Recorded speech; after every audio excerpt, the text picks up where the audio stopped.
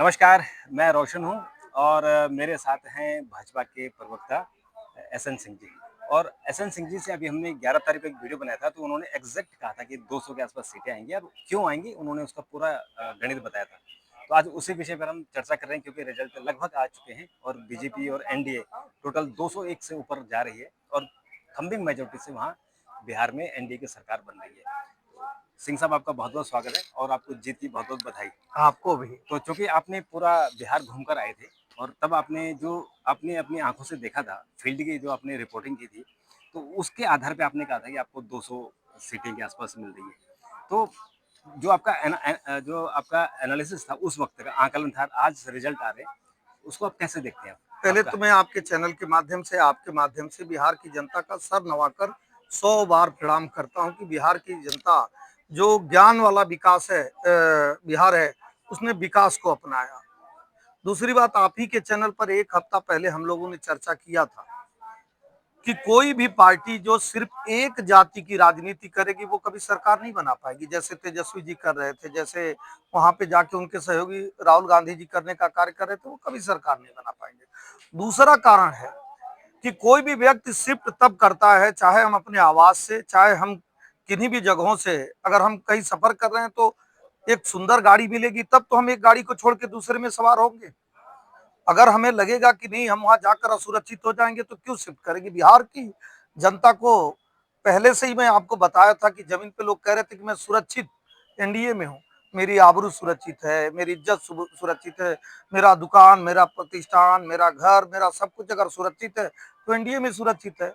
तीसरा कारण मैं बता रहा था कि 60 से 65% आबादी बिहार में जो है वो 90 के दशक वाली है। और वो लोग लालू जी का वो दौर देखे हुए हैं कि लालू जी की इच्छा से बिहार चलता था।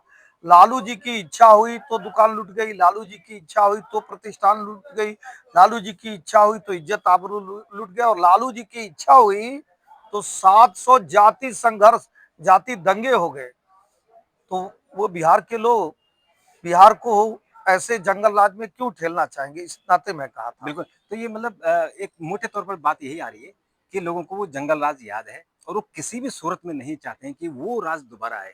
और चूंकि आपने भी कहा था कि लालू परिवार को श्राप है बिहार की जनता का कि उन्होंने वो दौर देखा है, तो वो दोबारा उस दौर को नहीं देखना चाहते, इसलिए लोगों ने बढ़ चढ़कर हिस्सा लिया। वोट परसेंटेज आपका 57 से बढ़कर 68% चला गया, लगभग 9% का इसमें इजाफा हुआ है। यही आप कहना चाहते हैं? इसके चूंकि एक बार और दोहरा दूं, जी। उस दिन भी कहा था कि चंपा विश्वास और चंदा बाबू का श्राप है कि लालू परिवार का कोई भी व्यक्ति अब बिहार में न मंत्री बनेगा न मुख्यमंत्री बनेगा, बन नहीं सकता है। बिहार की जनता का भी श्राप है। रही बात महिलाओं की, तो कोई भी व्यक्ति किसी की जब खुशहाली के लिए कार्य करेगा तो निश्चित तौर पे उसका प्यार और उसका आशीर्वाद पाएगा। नीतीश जी, मोदी जी की जो नीतियां हैं वो महिला खुशहाली के लिए है, महिला समृद्धि के लिए, महिला सशक्तिकरण के लिए है। तब हम ऐसे कार्यों को कार्य किए ना, तो जो आप 9% कहे, निश्चित तौर पे वो हमारी माताएं बहनें, जो एक गाना नहीं गाया जाता है कि मेरी झोली छोटी पड़ गई रे, तूने इतना दिया मेरी माता।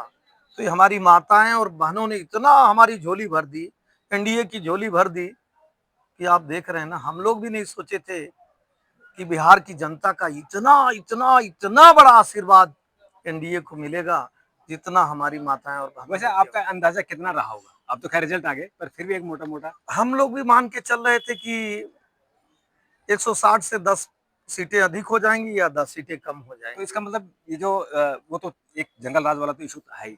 एक इशू ये भी है कि जो मुख्यमंत्री ने कुछ 3-4 स्कीमें लॉन्च की, महिला को उद्यमी योजना, जीविका योजना, उनके लिए पेंशन 10,000 रुपये जो अभी दिए, वो मुझे लगता है कि वो उसने गेम चेंजर के रूप में भी काम किया ना। निश्चित तौर पे आप किसी के अच्छाई के लिए कार्य करेंगे तो प्रत्युत्तर में वो भी आपको अच्छा ही आशीर्वाद देगा। और आप देखे होंगे 2014 से, जब से केंद्र में मोदी जी की सरकार आई है और नीतीश जी की बिहार में सरकार है, हर योजनाओं का 80 से 90% लाभ सर्वाधिक किसको मिलता है? हमारी आधी आबादी, हमारी महिलाओं को।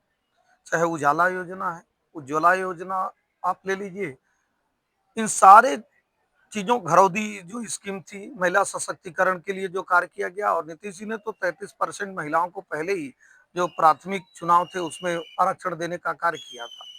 तो निश्चित तौर पे अगर आप कार्य करेंगे किसी के लिए अच्छे, तो उसका भी भरपूर आशीर्वाद मिलेगा। एक बात मैं कहूंगा, इस चीज को समझना चाहिए सबको। आप चुनाव में किसी मुद्दे के साथ जाते हैं, किसी नेता के साथ जाते हैं, एक नेतृत्व होता है, एक कुशल नीति होती है। पहले अगर आप झूठ की नीति बना लेंगे, तो कहा जाता है ना कि झूठ कितने देर तक टिकेगा। एसआईआर के मुद्दे पर हमारे जो महागठबंधन के लोग थे, आज कोई चुनाव नहीं है, प्रचार भी समाप्त हो गया, परिणाम आ गए हैं, इसलिए मैं समीक्षा के तौर पे कह रहा हूँ। आप क्या गढ़ने का कार्य कर रहे थे? आपने कहा कि एसआईआर के नाते ये सब जो है वोट चोरी का कार्य हो रहा है। बिहार की जनता ने अस्वीकार कर दिया, और सिर्फ बिहार की जनता अस्वीकार की होती तो अलग बात है। जो महागठबंधन के लोग थे, उन्हीं में आपस में खींचतान हो गया कि राहुल गांधी जी नकारात्मक राजनीति करते हैं, राहुल गांधी जी नकारात्मक बात करते हैं, और राहुल गांधी जी नकारात्मक चीजों को लेकर आते हैं। आज तो ये स्पष्ट हो गया ना, हरियाणा चुनाव के बाद जिस तरह से कांग्रेस के ही बड़े नेताओं ने कहा था कि राहुल गांधी जी को, पार्टी को खुद मंथन करना चाहिए। अगर राहुल गांधी जी के नेतृत्व को जनता नहीं स्वीकार रही है, तो आप जबरदस्ती नहीं कहेंगे कि आप स्वीकार कर लीजिए। और जब हम चुनाव लड़ने जाते हैं तो सामंजस्य से जाते हैं। जाहिर है कि हम 5 पांडव भी जो लड़ रहे थे, सबकी पार्टियां अलग अलग थी, जेडीयू अलग थी, एलजेपी अलग थी, बीजेपी अलग थी, लेकिन सब मिलकर लड़ रहे थे। लेकिन अंतिम समय तक आप देखेंगे सीटों का बंटवारा ही नहीं हो पा रहा था। 243 सीटें बिहार में हैं, और पता चल रहा है कि आप 257 सीट, 300 सीट पे चुनाव लड़ रहे हैं, और कह रहे हैं कि फ्रेंडली फाइट हो रही है। भाई, फ्रेंडली भी और फाइट, ये दोनों तो विलोम है ना एक दूसरे के। वो कैसे एक साथ हो सकता है? या तो फ्रेंड बनिए, या तो फाइट करिए। आप फ्रेंड भी नहीं बने और फाइट भी नहीं कर पाए, इस नाते जनता ने आपके नाव को पूरी तरह से डुबो दिया। अच्छा, एक आपने देखा होगा कि दिल्ली में एक आतंकवादी घटना हुई, दुर्भाग्यपूर्ण घटना। उस घटना के बाद से बिहार का जो सेकंड फेज का इलेक्शन था, उसमें वोटिंग परसेंटेज तो बढ़ा ही, लेकिन जो सीमांचल इलाका है उसमें जो रिजल्ट आ रहे हैं वो तो बड़े कमाल के आ रहे हैं कि दो तरफ से ध्रुवीकरण हुआ। उसमें बीजेपी को यानी एनडीए को उसमें बढ़त मिलती हुई दिख रही है। देखिए, दिल्ली में जो भी हुआ एक बहुत दुखद घटना हुई, वो राजनीति का विषय नहीं है, लेकिन सोचने की बात जरूर है। बिहार की जनता के बीच में जब एनडीए के लोग जा रहे थे, तो किस तरह से संपूर्णता के भाव के साथ विकसित भारत की बात कर रहे थे, राष्ट्र प्रथम की बात कर रहे थे। और जब राहुल गांधी जी उसी दौरान चुनाव चल रहा है, और आप सेना में भी बंटवारे का कार्य, बंटवारे की बात, जाति ढूंढना, संघर्ष कराने की बात करते हैं, तो आजकल पढ़े लिखे लोगों की संख्या बहुत ज्यादा है, बहुत ज्यादा मतलब बहुत ज्यादा है। समझदार लोगों की संख्या बहुत ज्यादा है। वो समझ जाते हैं कि आपको राष्ट्र से नहीं मतलब है, आपको अच्छी राजनीति से नहीं मतलब है, आपको कुर्सी किसी भी कीमत पर चाहिए, चाहे देश को गिरवी रख देना पड़े। ये तो जनता नहीं स्वीकारेगी, कोई भी नहीं स्वीकारेगा। बिल्कुल। एक सवाल आखिरी आपसे कि अब पीके और राहुल गांधी और तेजस्वी यादव, इन तीनों की राजनीति किस तरफ आप जाती हुई देख रहे हो? नहीं, देखिए, वैसे भी ये तो कर्म प्रधान देश है। कर्म प्रधान विश्व कर राखा, जो जस करे सो तस फल चाखा। कभी जनता के लिए पीके ने काम नहीं किया था, पैसे के लिए काम पैसे के लिए। किया था। उस दिन भी मैं आपसे कहा था। तो आप जिस चीज के लिए काम करेंगे, उसके बदले में वही तो आपको मिलेगा। पैसे के लिए काम नहीं कर रहे थे आप, जनता के बीच में जाके भ्रम पैदा करने का कार्य कर रहे थे, तो जनता ने आपको भ्रम में डाल दिया, परिणाम आपके बिल्कुल विपरीत आ गया। और मैं कह रहा हूं कि बंटवारा किस बात को लेके होगा। आप देखे होंगे, सहयोगी और विपक्ष, कोई भी नीतीश जी के न स्वभाव पे, नीतीश जी के न व्यवहार पे, नीतीश जी के न चरित्र पे, और नीतीश जी के कालखंड पर कोई सवाल नहीं उठाए। तो जब आप नहीं उठाएंगे, और नीतीश जी किसके साथ मिलकर सरकार चला रहे थे? एनडीए के साथ मिलकर सरकार चला रहे थे। तो जनता सब कुछ समझ सकती है, और आजकल तो लोग मोबाइल में सारी चीजों को देख लेते हैं। जब एक नैरेटिव गढ़ने का कार्य करते हैं, तो उसके प्रत्युत्तर में हजारों जवाब आता था। हम छपरा में कुछ महिलाओं से पूछे कि आप ये मत बताइए कि आप किसको वोट करेंगे, लेकिन आप कुछ इशारा करिए कि आप वोट किसको करेंगे। भद्र महिला, पढ़ी लिखी महिला, उन्होंने कहा कि जहां हम सुरक्षित हैं, वोट वहीं तो करेंगे। निश्चित तौर पे हम मोदी जी के नाते, नीतीश जी के नाते अपने आप को सुरक्षित महसूस कर रहे हैं, इसलिए हम वोट एनडीए को करेंगे।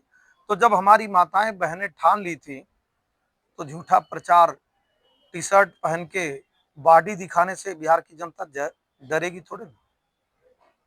बिल्कुल। तो सिंह साहब ने कैसे पूरी समीक्षा की, और अभी शाम तक और भी क्लियरिटी और आएगी। ये तो क्लियर हो गया कि 200 प्लस सीटें आ रही है।